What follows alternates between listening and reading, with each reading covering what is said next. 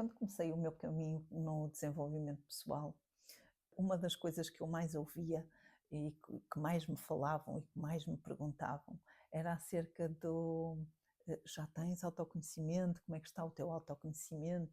E eu tenho que admitir que era uma coisa que me incomodava porque eu não percebia como é que chegava ao autoconhecimento, porque uh, como é que eu me conheço a mim própria? Como é que eu tenho a certeza que de facto eu sou aquilo que imagino ser, não é? Porque na realidade a nossa cabeça às vezes também nos engana, também tem aqui alguns pontos que que nos deixa na dúvida.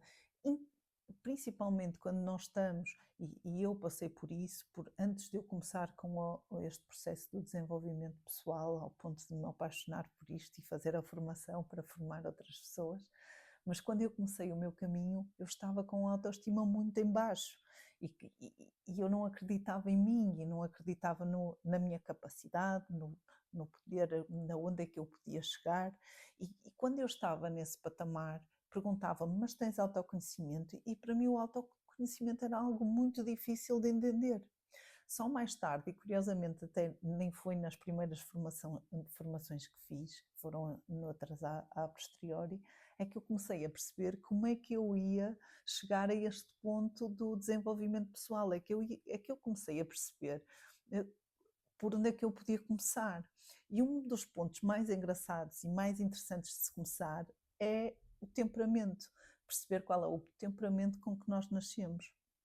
Naturalmente, até à idade adulta, o nosso temperamento vai sendo moldado, mas o temperamento é algo com que cada um de nós nasceu, é inato, e mostra muitas características de como nós funcionamos em termos de reação, qual é o melhor caminho para nós termos uma disciplina, trabalharmos desta forma, o que é que nos distrai, o que nos tira o foco, a forma como nós reagimos. E quando eu fiz um estudo do meu temperamento e percebi o meu temperamento, percebi muita coisa que eu nunca tinha percebido até então. Ou seja, isto é uma base muito importante.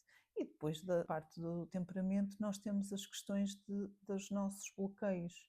E, independentemente do que digam, mas toda a gente é bloqueado. Imaginem algo, quando és criança, principalmente ali entre os 5 e os 12, o teu cérebro está a amadurecer, é um cérebro imaturo, certo? Então agora imagina, tu vives uma situação, mas não tens maturidade para perceber essa situação.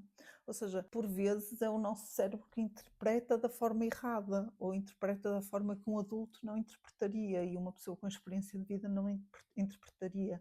Mas no caso de uma criança, há coisas como o sentimento de abandono, de rejeição, há vários aspectos e várias nuances que a faz sentir-se rejeitada, abandonada e até pode ter tido uma infância magnífica, ou não, não é? Mas pode haver aqui nuances e dizer, eu no geral acho que a minha infância, eu tive uma infância ótima, eu não percebo porque é que tenho este sentimento. E tem a ver com isso, tem a ver com a maturidade que o nosso cérebro tinha na altura. Mas na realidade nós criamos os primeiros alicerces sobre algo que não está maduro. Ou seja, naturalmente a maior parte das pessoas tem de facto hum, algum, o cérebro formou-se de uma forma com algumas crenças que até podem não ser a realidade, mas que foi o sentimento que estava associado àquilo, foi o sentimento que a criança teve, independentemente de tudo, de até ser verdade ou até ser simplesmente uma interpretação. O que é certo é que neste momento o cérebro não consegue fazer essa distinção. Portanto, é natural que cada um de nós tenha bloqueios e que os tenha desenvolvido ao longo da vida. Depois, quando nós temos uma ideia que as coisas funcionam daquela forma, o nosso próprio cérebro também procura uma confirmação daquilo e ao longo da vida vamos criando aqui algumas defesas, tendo em conta aquilo que vivemos e algumas confirmações até porque o nosso cérebro também procura já aquelas questões e aquelas confirmações. Portanto, é natural que cada um de nós tenha de facto aqui alguns bloqueios e que eles devem ser trabalhados. e devem ser trabalhados, devem ser conhecidos. Tu deves perceber o que é que sentes, que estão os teus sintomas, onde é que é para depois, tendo consciência neles, trabalhá-los e desenvolvê-los para passares para outros patamares.